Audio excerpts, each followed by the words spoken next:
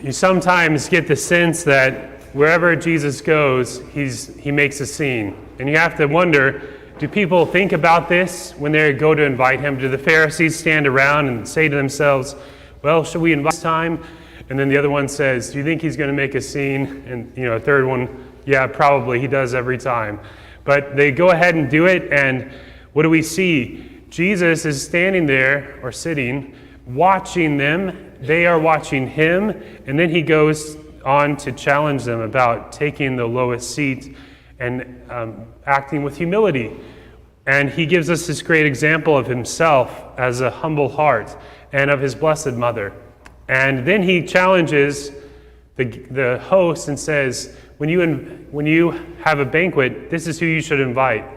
And when we hear these words, we might ask ourselves, does this mean that I cannot invite to my house my friends, my family members, my neighbors, my pastor? No, it doesn't. It doesn't mean that. It means that Jesus is trying to teach us to purify our motives, and he's showing us a still more excellent way. How do we purify our motives? Well, we should do these things out of love for others, out of friendship, out of kindness. Invite them to our table, feed them, enjoy their company. But we should not do so with the idea that they will repay us. That is wrong, because that is an indirect way of loving ourselves. When we show kindness to this person in order that they may be kind to us in return, we are just loving ourselves. Or when we give money to this person, hoping that they will give us more money, then that is greed. And that's what Jesus tells us to be on guard against. And he tells us in a different place, he says, if you give to those who give to you in return, what credit is that to you? Even the sinners do that, he says. Even the sinners do that. So we ought to do something more perfect, which is to do good to those who cannot repay us or who won't repay us. That would be the poor, the disabled, the elderly, those who are lonely or have no families, even more people who annoy us or people who are hard to deal with. And those kind of people, when we do good to them, we know that we will receive a reward. And so we can either invite them into our home ourselves or feed them from our table or help them out in their needs. In any way that we do this, it is something that's very good, because we know that these people, whether they're unable to or ungrateful or they won't repay us. And so our goodness is without strings attached. And we have lots of examples of this. I've seen it in our own community, people's goodness to others. Thank God that I saw this in my parents, who often befriended the most needy. And so at our holiday meals, there'd always be like someone else there.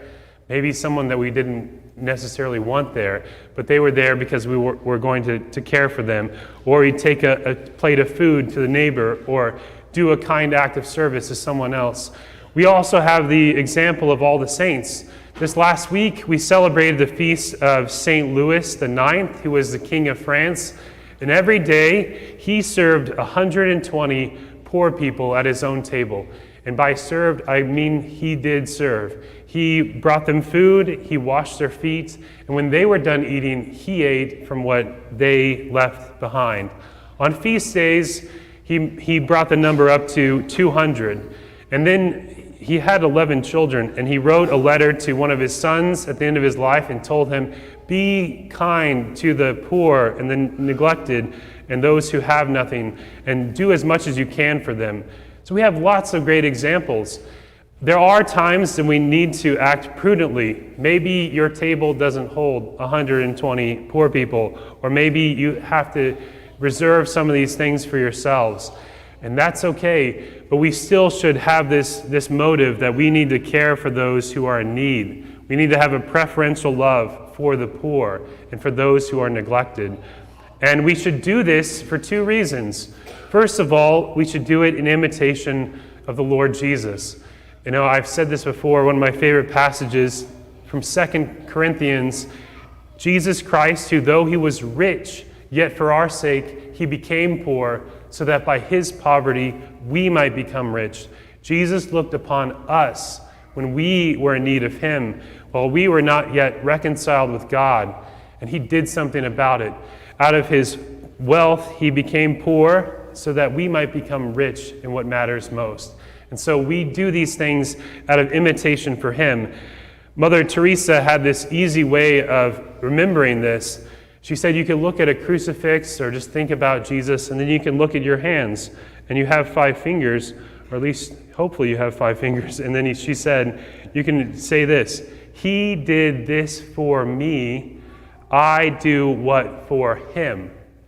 He did this for me, I do what for him. And the second motivation that we can have for doing these things is that we know that we will be rewarded. That's exactly what Jesus tells us in the gospel. He said, you will be blessed and you will receive your reward at the resurrection of the righteous. And for some reason, we have a hard time believing that. And we think, no, I better hang on to this, because if I give it away, I'm rewarded for it. But Jesus tells us that we will be rewarded 100 times over. And what we heard in the first reading today is Sirach said, as water quenches a flaming fire, so alms atone for sin. So we will receive a reward for our goodness, even if we don't receive it right away or in this life. We will receive more than we deserve in the next life if we do these things. So if we want to change the world, if we want to imitate the Lord, if we want to receive our reward, then we have to do good to those who cannot repay us. We need to do good to those who won't repay us and not think less of it. Just do it out of imitation of him and out of love for them, and then we will receive our reward in the life of the world to come.